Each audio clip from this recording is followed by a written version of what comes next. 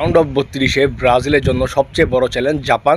তাদের মিডফিল্ডটা নিয়ে ব্রাজিলের খুব চিন্তা করতে হবে, কারণ জাপান চাইবে ব্রাজিলকে একদম মিডফিল্ডে ডোমিনেট করতে। তো ব্রাজিল এই জায়গাটা কীভাবে ট্যাকল করবে সেটা তার দেখার বিষয় থাকবে। জাপানের মিডফিল্ড লাইনে রয়েছে কামাডা, নাকামুরা, ডন, আপনার উদা, আপনার স্ট্রাইকার পজিশনে তারা খেলছে।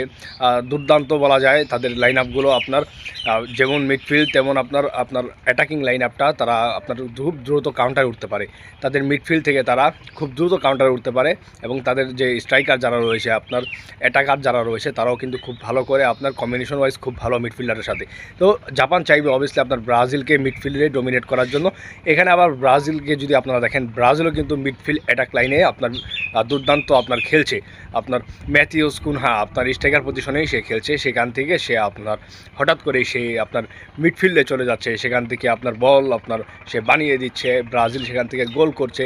আপনার ব্রাজিলও আপনার কম্বিনেশন ওয়াইজ আপনার ম্যাচ প্রতি তারা আপডেট করেছে নিজেদের। সেই আপডেটের কারণে কিন্তু ব্রাজিলকে আরও ভয়ঙ্কর লাগছে।